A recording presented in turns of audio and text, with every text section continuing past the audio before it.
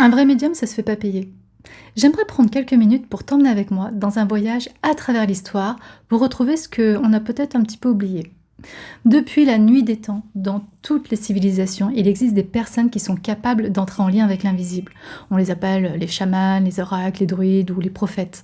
Par exemple, dans les tribus amérindiennes, le chaman, c'est un pilier. Il n'est pas seulement celui qui guérit ou qui prophétise, il est aussi le conseiller du chef. Il est aussi le gardien des traditions, celui qui entre en lien avec l'esprit de la terre, l'esprit des animaux, l'esprit des ancêtres. Alors oui, souvent il vit en marge de la société, mais par contre il est entièrement nourri, logé et respecté par le reste de la tribu qui comprend parfaitement que son énergie doit être préservée pour pouvoir continuer à être au service du collectif. Chez les Celtes, par exemple, les druides, eux, ils étaient le gardien du savoir sacré. Et quand ils intervenaient pour soigner, pour conseiller, pour prédire, ils recevaient également des dons. Ça peut être de la nourriture, du bétail, des tissus ou des objets précieux. Ils ne se faisaient jamais à proprement payer, mais personne n'aurait eu l'idée de repartir sans avoir donné quelque chose. Pareil en Égypte ancienne, pareil dans beaucoup de civilisations et dans l'histoire. À travers toutes les époques et à travers toutes les cultures, recevoir un message sacré n'a jamais été un acte anodin.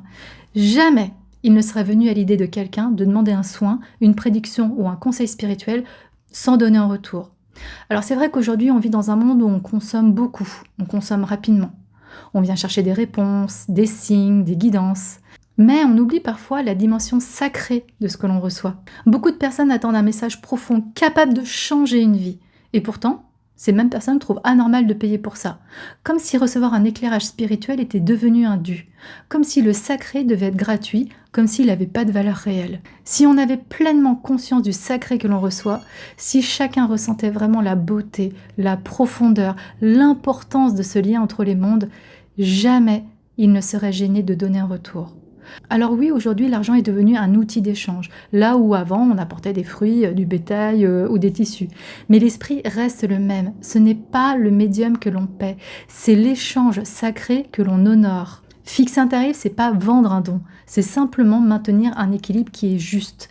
Respecter l'énergie donnée, permettre au médium de continuer son œuvre sans se perdre dans la survie matérielle et rendre sa place juste au message reçu. Alors merci aux personnes qui comprennent que derrière chaque message transmis, il y a une offrande de l'invisible.